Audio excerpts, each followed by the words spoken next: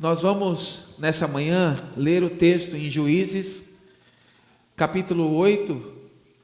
O trecho que nós vamos ler é do versículo 18 ao versículo 23. Amém? Nós estamos, desde o início do ano, trabalhando com a exposição bíblica no livro de Juízes. Nós já fizemos isso com outros livros, com Romanos, com Efésios, com Ruth, e dessa vez estamos em Juízes, expondo o texto. O que é expor o texto? Nós lemos o texto, explicamos o texto e aplicamos o texto para a vida atual. Ler, explicar e aplicar. Então, para que isso seja feito, a gente precisa ler o contexto do texto, para que você esteja situado no que está acontecendo. Então a gente explica versículo a versículo, para que você tenha uma melhor absorção da palavra de Deus, em nome de Jesus. Amém? Então hoje, em específico, do versículo 18 ao versículo 23. Amém?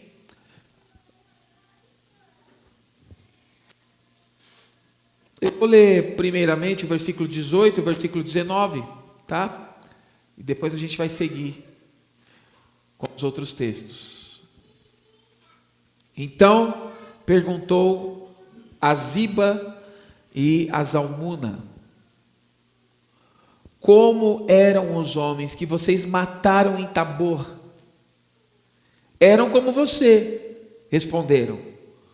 Cada um tinha um porte de um príncipe. Gideão prosseguiu: aqueles homens eram meus irmãos, filhos de minha própria mãe. Juro pelo Senhor que se vocês tivessem poupado a vida deles, eu não mataria vocês. Feche seus olhos em nome de Jesus.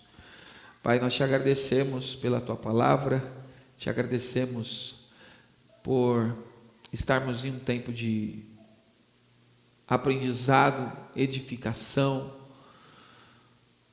que o Senhor possa confrontar os nossos corações, confortar os nossos corações, através da tua santa palavra. Palavra essa que é viva e eficaz, mais penetrante que espada de dois gumes, palavra que esmiuça a penha, martelo que esmiuça a penha. E nós só podemos, Pai, sermos conformados à imagem do Filho, quando o Senhor nos confronta com a verdade. E que não sejam as minhas palavras, os meus sentimentos, os meus desejos, caindo no coração dos teus filhos, mas que seja unicamente a inerrante palavra de Deus, sendo impetrada na mente e no coração dos teus filhos, para a tua honra e para a tua glória, em nome de Jesus. Amém.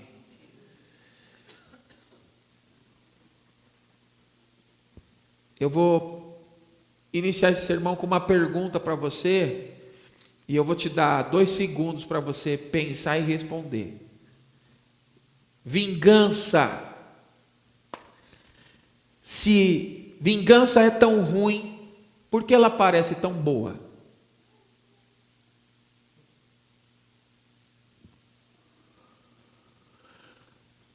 Vingança, ela tem a ver com o desejo de punição, o desejo de justiça, muitas vezes com as próprias mãos.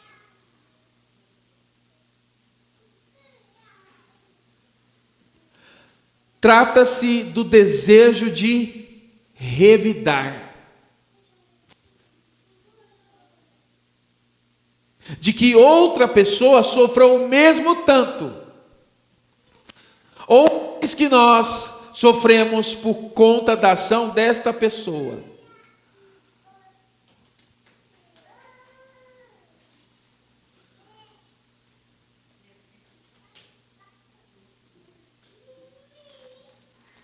Você já foi injustiçado e desejou punir o agressor? Já? Você já foi injustiçado e desejou punir o agressor?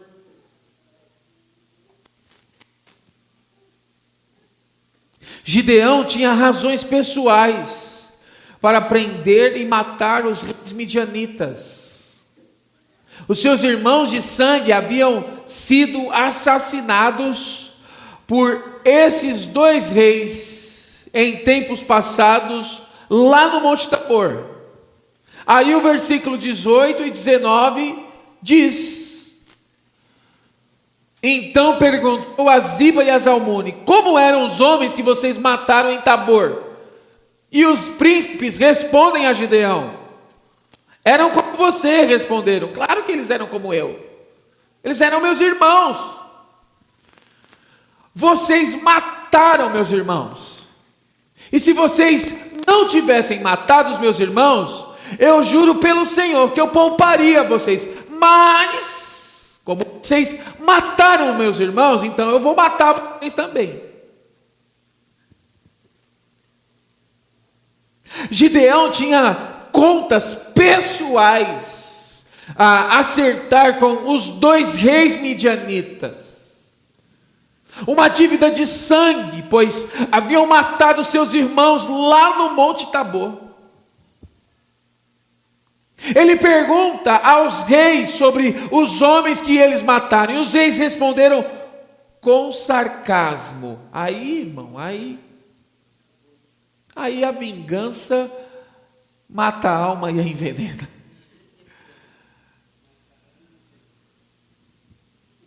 Sabendo que não escapariam das mãos de Gideão, eles são sarcásticos. Eles pareciam com você.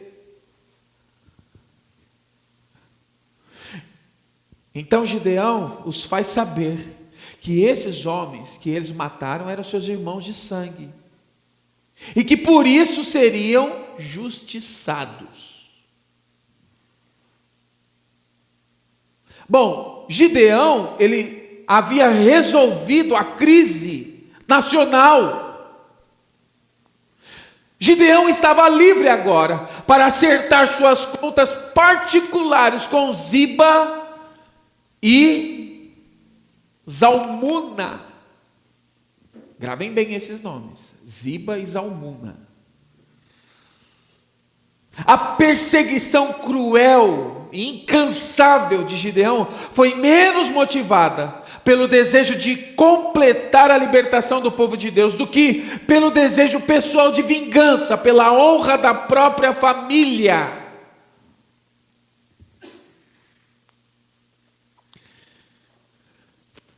Como vocês, Ziba e Zalmune, são assassinos, eu também vou ser assassino para que vocês paguem pelo erro.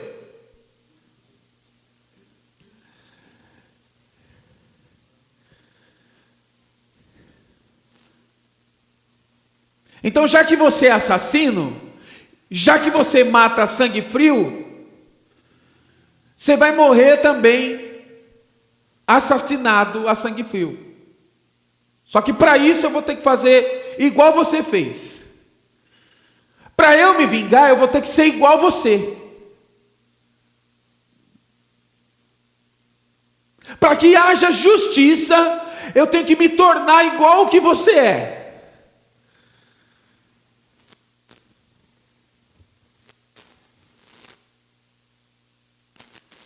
Ou seja, se Gideão tivesse se abstido de imitar Ziba e Zalmuna, seria a melhor vingança de Gideão.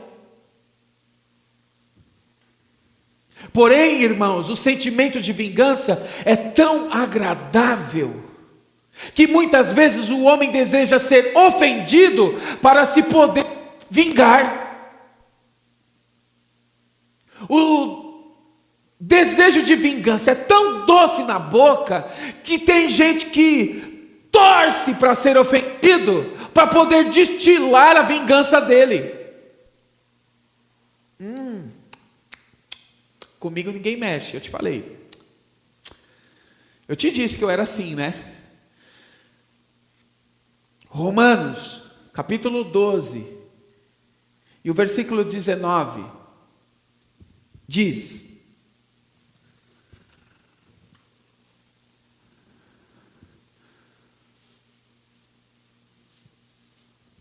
amados, nunca procurem vingar-se, mas deixem com Deus a ira, pois está escrito: minha é a vingança, eu retribuirei, diz o Senhor. Deus sabe se vingar muito melhor que você. É uma doce ilusão você achar que você se vinga melhor que Deus. Meus irmãos, é alarmante o número de lares que estão sendo destruídos silenciosamente. O que deveria ser um espaço de paz tem se tornado um campo de batalha, onde o esposo comete um erro em resposta ao erro da esposa, e a esposa comete uma atrocidade em retaliação à atrocidade do esposo. Por que você fez isso? Eu fiz isso porque você fez aquilo. Se você não tivesse feito aquilo, eu não teria feito isso. Ou seja, já que você errou, eu posso errar também.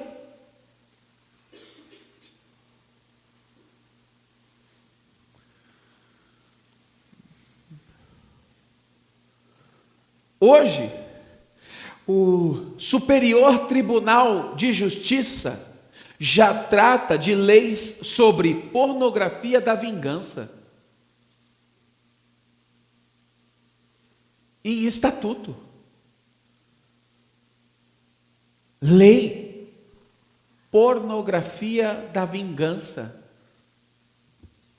A pornografia de vingança acontece quando, depois do término de um relacionamento, um dos envolvidos divulga imagens íntimas do outro, expondo aquela pessoa por conta do sentimento de vingança. Segundo Samuel, capítulo 24, e o versículo 14.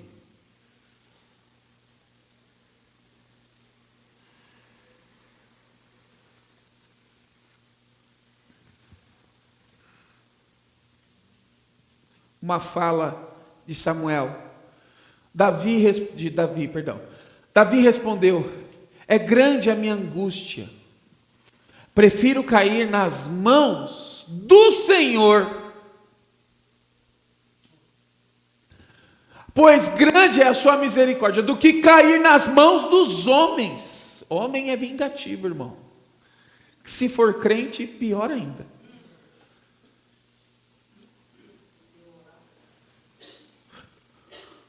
Porque esse, quando se sente ofendido, olha no seu olho e fala assim: eu vou orar por você. E se eu orar, se eu te colocar aqui, ó,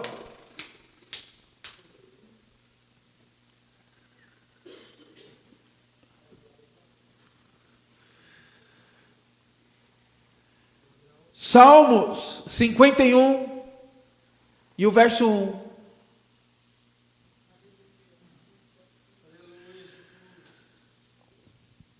Tem misericórdia de mim, ó Deus, conforme o teu amor leal, conforme a tua grande compaixão, apaga as minhas transgressões. Isso é uma coisa que você tem que dizer só a Deus. Porque tem gente que você vai pedir perdão para ele, você vai pedir desculpa. O ápice do erro é alguém chegar para o outro e dizer: me perdoa, eu estava errado. Não esquenta não, relaxa. Beleza, tá bom. Ah, estava errado? É. Beleza. A cada momento de nossas vidas, somos merecedores da vingança e ira de Deus, pois somos seres repugnantes diante da santidade eterna de Deus. No entanto, Deus aplacou toda a sua ira em Jesus, aquele que nunca pecou e nunca desobedeceu à vontade do Pai. O próprio Deus resolveu castigá-lo em nosso lugar, em detrimento ao castigo que nós merecíamos.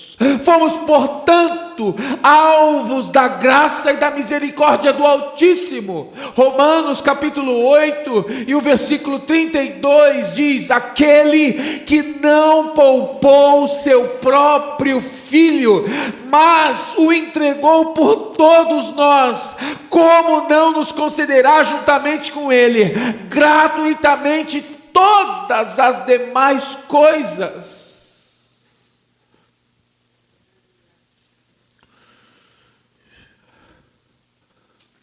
Infelizmente, em algumas igrejas não é diferente. As ovelhas se vingam cada vez mais dos pastores, e os pastores se vingam cada vez mais das ovelhas. Em um mundo onde tanto se fala sobre o tal narcisismo, porque eu vou te falar uma coisa: o problema do homem não é o narcisismo, o problema do homem é o Adão que está dentro dele. Antes de Narciso tinha Adão. Antes de Freud falar sobre o narcisismo, porque é incrível, hoje qualquer Zé Ruela na esquina fala sobre narcisismo, ele não faz a menor ideia de onde surgiu isso. Então eu vou explicar para você. Antes de Freud tecer o argumento dele sobre Narciso, lembra de Narciso? Narciso, a história grega diz que ele se amava tanto, que ele ia no reflexo do rio olhar sua beleza, até um dia que ele olhou a beleza e se afundou, se afogou. A partir daí Freud cria a tese do narcisismo.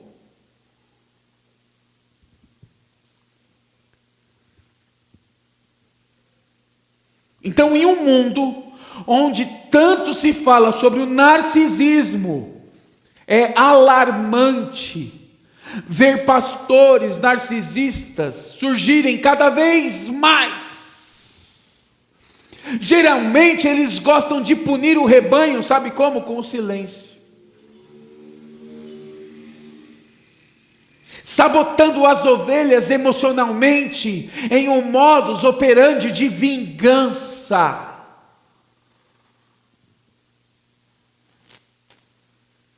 Era para esse pastor servir a ovelha, mas como a ovelha não fez o que ele quis, agora você está na minha zona de silêncio, não falo com você. Se você estiver aqui, eu vou desviar por aqui, porque eu sou muito vingativo. Matando emocionalmente as pessoas por conta de vingança.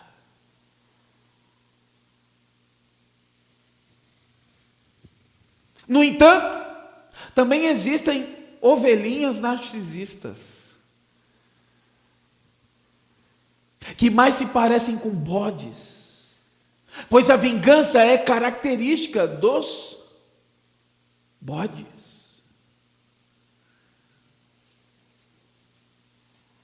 Diante do pecado e das condutas reprováveis dessa ovelha, quando você tenta corrigi-la, olha o ímpeto com que elas silenciosamente se vingam.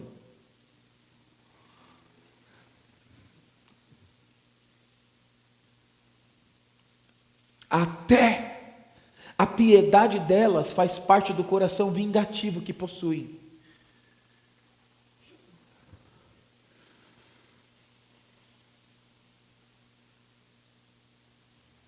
É a vingança silenciosa. Eu não sei por que fizeram isso comigo. Olha como eu sou bom.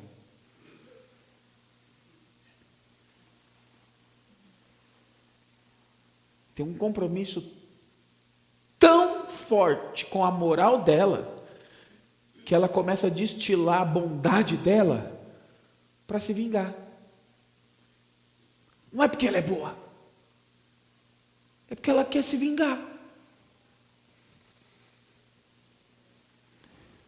Para eles, quando a satisfação da vingança é inacessível, eles perdoam as ofensas para ao menos merecerem os elogios da piedade. Lembram o que Gideão fez lá atrás com a tribo de Efraim? Imagina, gente, vocês fizeram muito mais do que eu. Vocês prenderam os Ziba e o Oreb. Vocês prenderam os dois. Vocês são muito melhores do que eu, gente. De forma alguma. Vai ver como ele tratou Sucote e Peniel depois. Ah é? Vocês não querem me dar pão? Então tá bom. Vamos fazer o seguinte. Eu vou vir aqui e eu vou dar uma surra de espinho em vocês. Para o outro ele falou, olha, eu vou voltar aqui, eu vou derrubar a torre de vocês. O primeiro, como ele não conseguia enfrentar por guerra, o que ele fez? Ele destilou a vingança dele com a bondade. Nem sempre controle emocional significa que uma pessoa é boa. Todo sociopata, o que ele mais tem é controle emocional. É o que ele mais tem. Sociopata, sabe o que faz? Diante do seu erro, diante do seu vacilo, ele senta, ele assiste. Ele assiste você.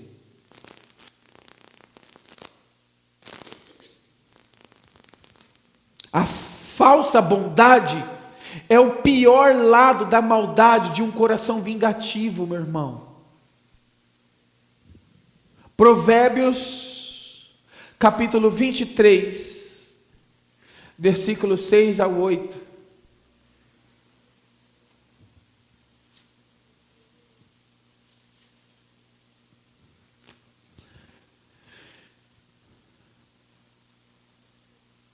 Essa versão é a NVI. Eu vou ler nessa versão primeiro, mas vá acompanhando aqui para você entender. O texto diz assim: não fiques a dever favores a gente má. Não cobices as suas concessões, a sua falsa bondade é um truque que usam contra ti. Talvez você já foi alvo da falsa bondade de alguém e você nem sabe. Eles poderão dizer-te, come e bebe à vontade. Mas na realidade não são teus amigos. É só para te apanhar. O que receberes deles virá a azedar-te no estômago e vomitarás tudo. E terás que engolir depois as doces palavras de agradecimento que lhes disseste. Muito obrigado. Obrigado. Obrigado. Gente, olha que boa essa pessoa. Você está no lugar exato, dizendo a coisa exata para quem tem falsa bondade.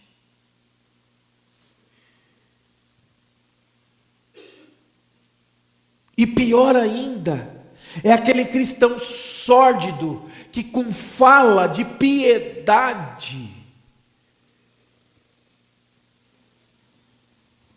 diz assim, ó: sim, vamos entregar tudo nas mãos de Deus. De Deus não se escarnece, não é? Ele fala lento, ele fala manso, cheio de ódio no coração, assim, ó. Vamos entregar tudo nas mãos de Deus. Ou eles falam, Deus vai fazer justiça. E eu pergunto, o que significa Deus fazer justiça com aquele que te prejudicou? O que significa? Quando alguém diz assim, ó, Deus vai fazer justiça, mas endereçado àquele que prejudicou você, que te colocou no caos, significa o que isso? Porque você presume que justiça seja algo favorável a você. Você já parou para pensar se Deus, fazendo justiça, olha para aquele cara e fala assim: teus pecados estão perdoados, vai. Não, peraí, não, Deus, aí não é justo, né? Não, justiça, você pediu justiça. Você quer justiça ou você quer vingança? Você quer justiça ou você quer que Deus moa esse cara na cama?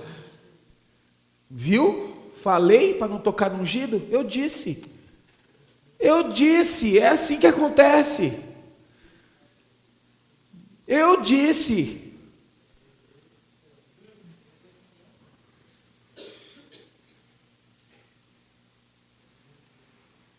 Não é apenas uma forma disfarçada de sede, de vingança.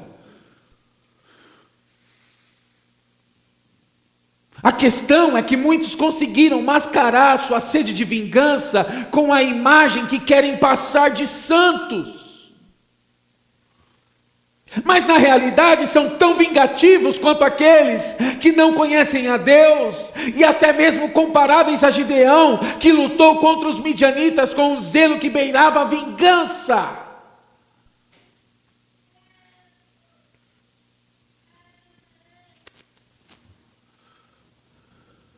O que tem de irmão fazendo campanha para Deus fazer justiça contra o outro irmão, não está brincadeira dentro da igreja.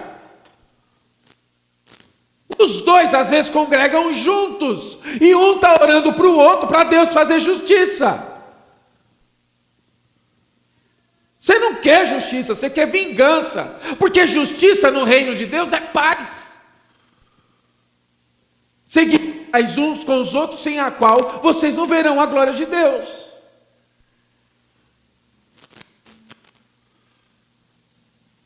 Mas não. Eles olham com um olhar de paz, eles olham com um olhar de calma e dizem: eu vou entregar nas mãos de Deus. Deus vai fazer justiça. E eu até concordo com a frase, eu não concordo com o conceito. Se você entender que justiça de Deus é perdão, que justiça de Deus é misericórdia, porque olha para você, não era para você receber a vingança de Deus agora, pelo pecador fétido que você é, mas mesmo assim Ele olha com graça, com misericórdia, com amor. Ele olha para você através de Jesus Cristo, porque você pensa que Deus vai se vingar de alguém através de um erro que alguém cometeu em você.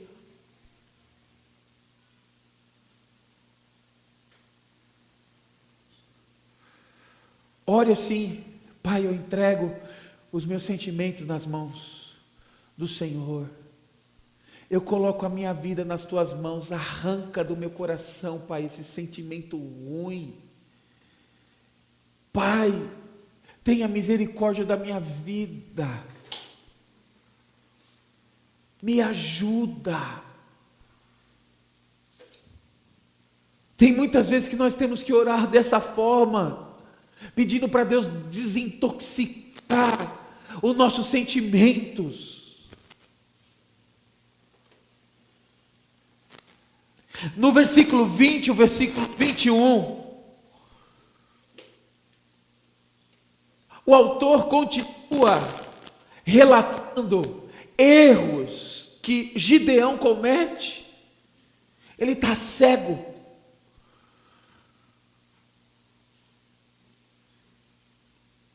No versículo 20 e o versículo 21, você vai ver o relato de um regicídio. Você já ouviu falar em regicídio? Regicídio, em algumas versões está regicídio.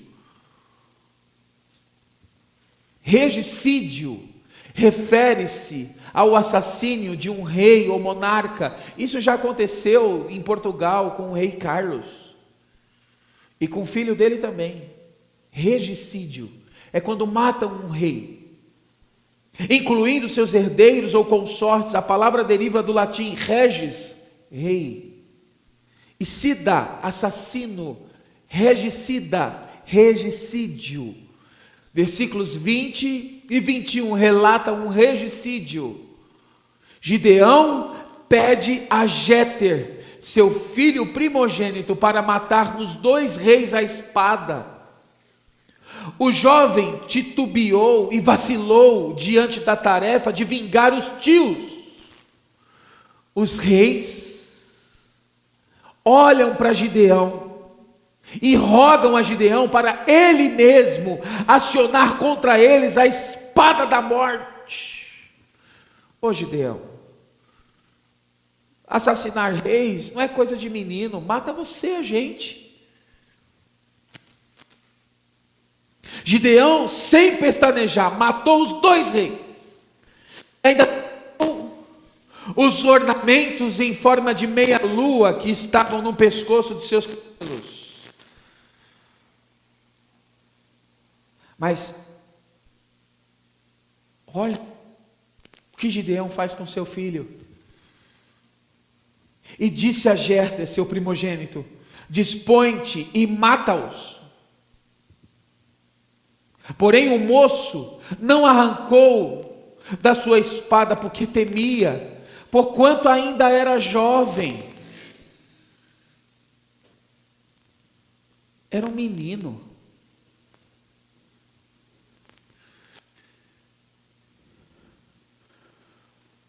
Meus irmãos, especialmente hoje, o Dia das Mães, porém pais em geral, prestem atenção às aptidões e inclinações dos seus filhos.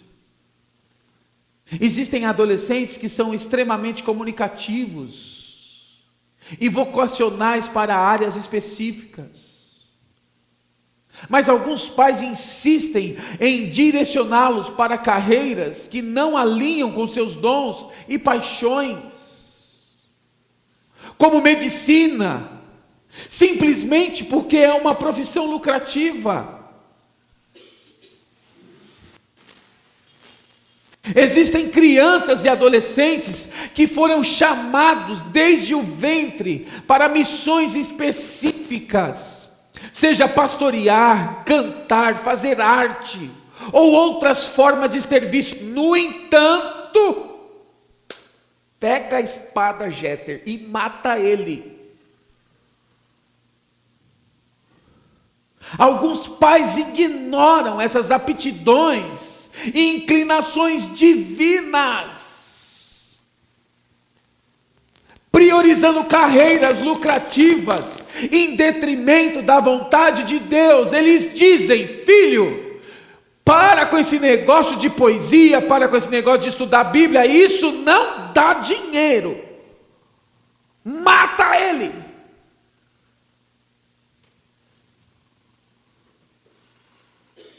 Vai ser advogado.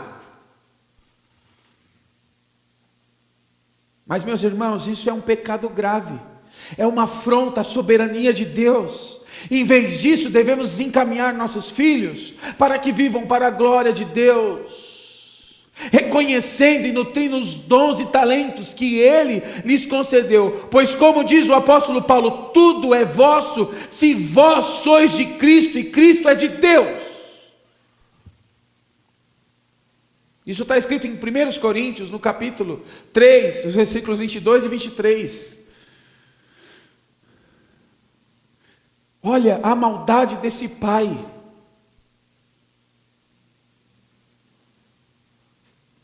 Mata eles, Jéter. são assassinos, pegue a sua espada e mata eles agora. E ensinando o filho a ser vingativo, ensinando o filho a ser sanguinário. Você acha que é diferente hoje, gente?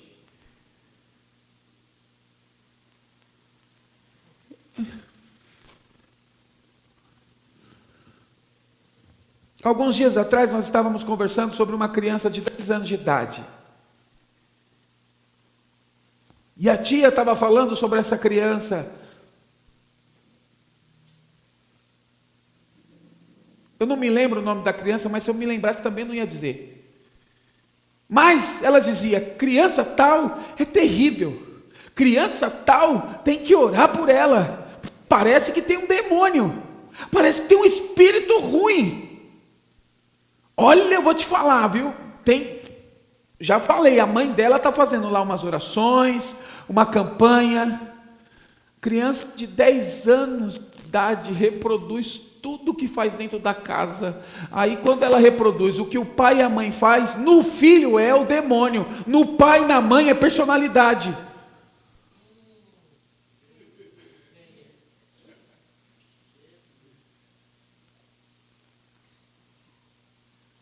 É você que está ensinando ele a ser assim. Camarada não nasceu com a mente dele pronta para fazer o que ele quer fazer, não. Ele vai olhando o que você está fazendo e ele vai reproduzindo. Mas quando ele é igualzinho você, é horrível ver o nosso pecado nos outros, irmãos. É horrível ver o pecado que a gente comete, vendo o outro cometendo. Aí a gente logo trata de achar uma estratégia, né? Isso é demônio. É nada. Ele só é uma cópia sua. Ele só faz igualzinho você.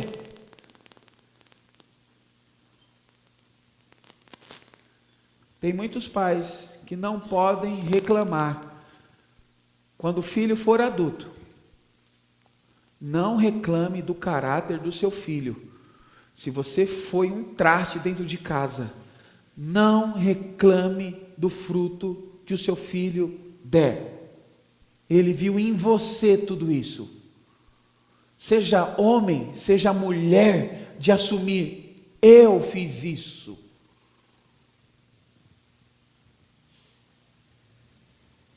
Jeremias, no capítulo 1 e o versículo 5, diz para nós, que sabemos mais que todo mundo sobre os nossos filhos. O texto fala, antes de formá-lo no ventre, eu o escolhi antes de você nascer. Eu o separei e designei profeta às nações. Eu fiz isso. Eu quem? Eu, Deus.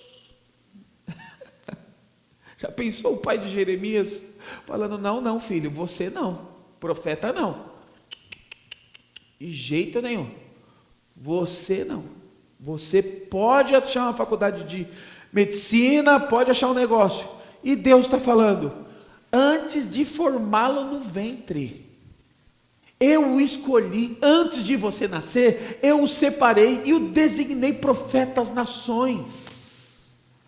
Salmo 139 e o verso 16. Quantas vezes a gente já leu esse texto aqui?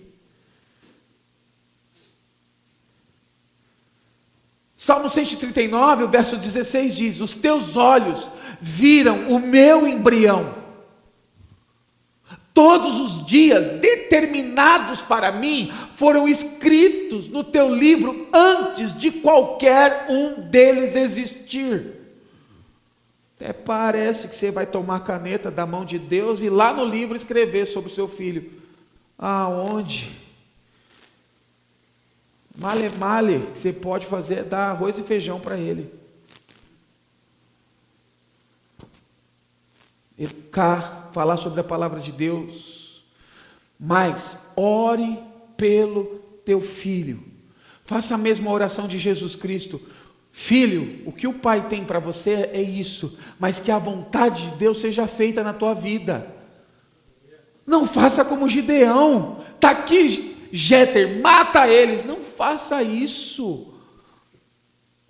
Olha o tanto de adulto frustrado que tem, porque o pai pegou e falou assim: não, você vai ser. Sabe o tanto de médico ruim que você já passou, foi atendido, que não olha na tua cara, que não dá atenção para você, é porque ele não foi vocacionado para aquilo. O pai insistiu, a sociedade insistiu para ele fazer aquela faculdade para ganhar dinheiro. É Jéter. Isaías 49, o verso 5.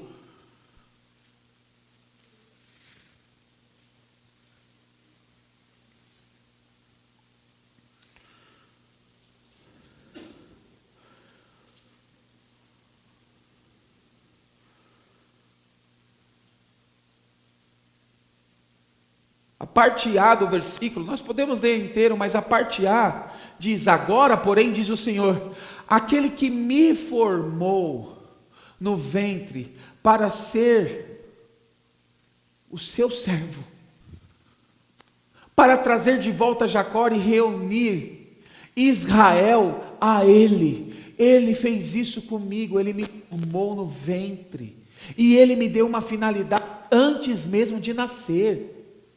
Ele fez isso comigo. Jeremias capítulo 1 e o versículo 10.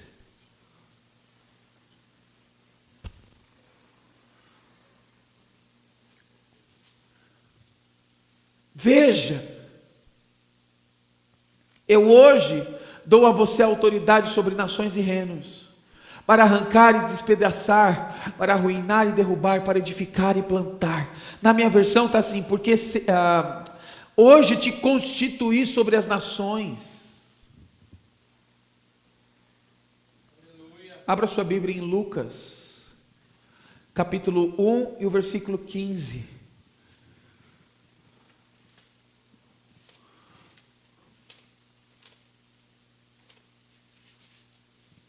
Lucas, capítulo 1 e o versículo 15.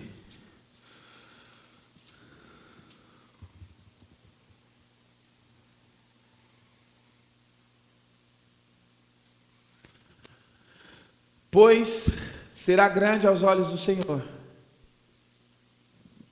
Aqui, Zacarias e Isabel ainda não tiveram um menino no colo, não. Isabel estava grávida ainda. Você sabe qual é o nome do filho de Zacarias e Isabel? Quem souber, não fala. Quem falou? Falou já? Quem é o filho de Zacarias e Isabel? João Batista. João Batista. Pois será grande aos olhos do Senhor. Ele nunca tomará vinho nem bebida fermentada, e será cheio do Espírito Santo desde antes do seu nascimento.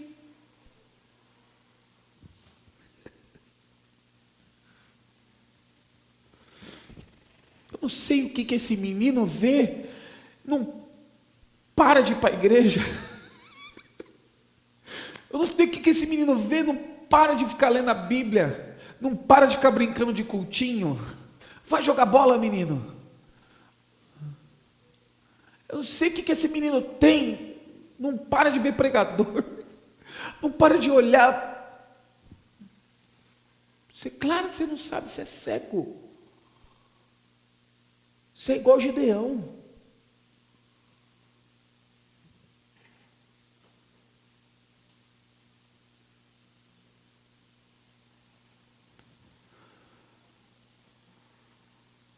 Não faça o futuro do seu filho um ídolo dentro do seu coração.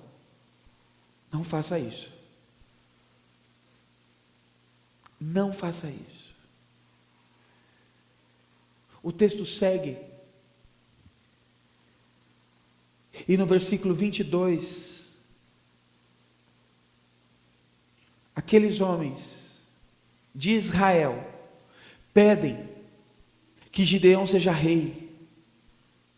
Ele diz: reina sobre nós, tu, teu filho e o filho do teu filho, pois nos livraste.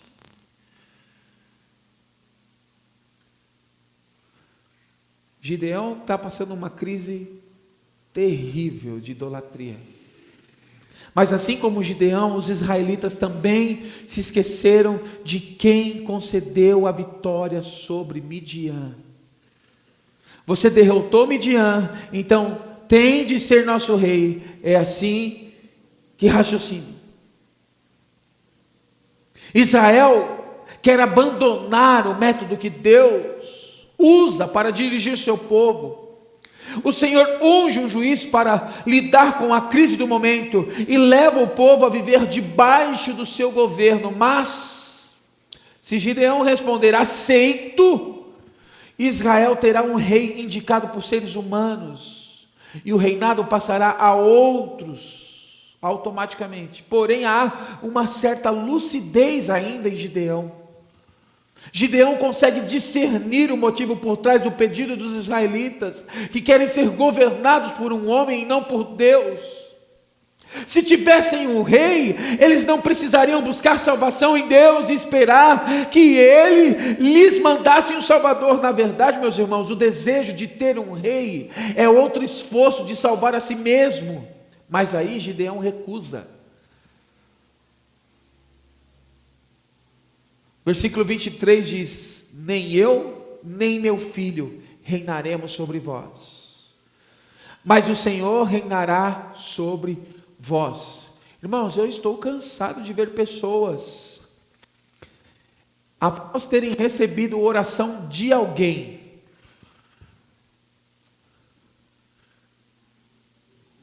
não foi a oração da pessoa por você que te curou. O poder da oração não está na oração, está em Deus. Mas às vezes a gente quer reis sobre as nossas vidas, reina sobre nós. Camarada vai para debaixo da mão de alguém, o irmão ora por ele: irmão, ora por mim em nome de Jesus Cristo, porque eu estou precisando de um emprego, a coisa está feia. Esse ora por ele e fala assim: olha, em nome de Jesus você vai ter um emprego amanhã, pode sair. Aí, irmãos, por graça e misericórdia, esse abençoado sai para procurar emprego, arranja um emprego de 10 mil reais, lembra do profeta e fala assim: meu Deus, isso é profeta de Deus, reina sobre a minha vida, irmão, reina. Começa a falar no serviço: irmão, eu vou te levar no profeta, que esse aí eu vou te falar, ele orou por mim num dia, no outro eu arranjei emprego. Reina sobre as nossas vidas. O que tem picareta, ganhando carro, ganhando dinheiro, ganhando móveis, ganhando casa, ganhando tudo, por de estar reinando sobre a vida das pessoas. Eu vou abençoar esse homem. Não, eu vou abençoar porque, irmão, posso falar? Não, você não tem noção. Ali, irmão, orou, aconteceu. Ali, se falar num dia, no outro acontece. Reina sobre nós. Vermes.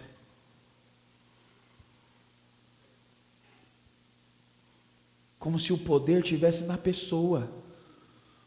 Como se o poder estivesse na oração da pessoa. E esse abençoadinho sabe que não está na vida dele o poder. Que ele sabe que não está na oração dele, mas nem para falar nada ele fala. Irmão, e esse carro aí? Não, irmão, o que acontece é o seguinte: eu orei por um empresário aí, né? O empresário me resolveu me abençoar, né? Sempre estou orando pela vida dele, irmão. Se vê jogador de futebol aí que ora, profetiza, aí é tudo. Não é? Reina sobre nós. Na verdade, irmãos, os israelitas não precisam de um rei a quem obedecer. Eles precisam obedecer ao rei que já tem. Você não precisa de um guru. Você só precisa obedecer a palavra de Deus.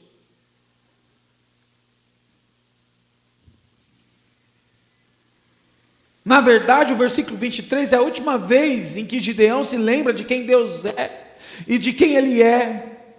Irmãos, em uma época em que a busca por líderes e autoridades parece ser insaciável, é fundamental lembrar que os verdadeiros seguidores de Cristo não precisam de um rei humano para obedecer. Nossa lealdade e obediência pertencem ao Rei dos Reis, Jesus Cristo, que já reina sobre todas as coisas.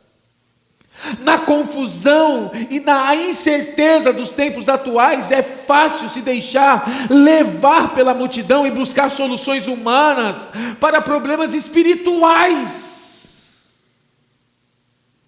No entanto, a palavra de Deus nos lembra de que nosso verdadeiro rei é aquele que já nos libertou do pecado e da morte.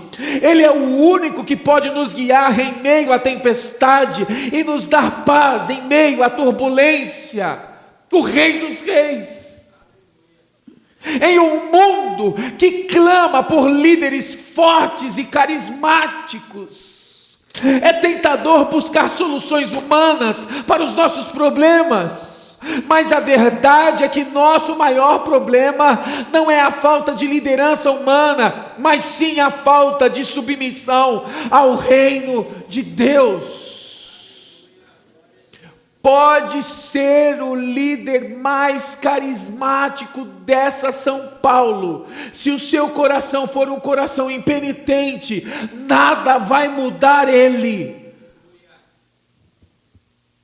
Precisamos nos render à autoridade de Cristo e viver de acordo com a sua palavra. Irmãos, conselho não é regra. Porque quem gosta de regras, ou quem gostava de regra, eram os fariseus. Eu vou te dar um conselho. Você pode mudar de igreja 12 vezes no ano. Ir além das catedrais e ser pastoreado por líderes carismáticos. Como que é o nome? Não, Boca Doce não. Boca Doce, meu Deus. Aquela coisa que deixa o dente branco. Faceta, Boca Doce, faceta, Boca Doce, terno italiano, pomada no cabelo, igual Boaz.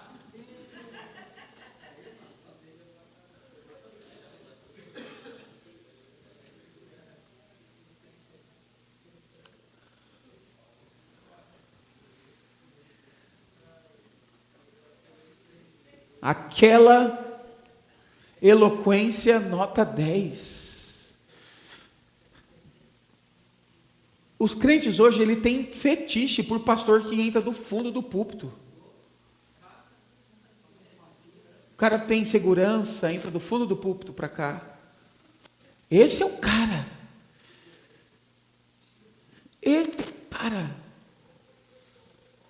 Nunca se esqueça. Onde quer que você vá, lá estará você. Parece um paradoxo, mas não é. O problema não é quem te lidera, o problema é o seu coração.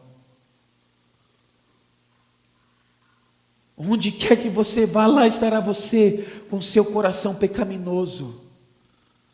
Seu coração depravado. Não se torne menos depravado pelo líder famoso que você procura, mas por alguém que lhe diga que você é pecador.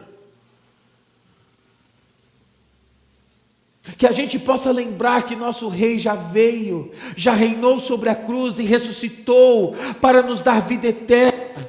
e que a Igreja Presbiteriana de Caios possa viver sob autoridade e seguir seu exemplo, mesmo quando o mundo ao nosso redor parece estar em caos. O Rei dos Reis, Jesus Cristo, ressuscitou. Feche seus olhos em nome de Jesus. Pai Celestial,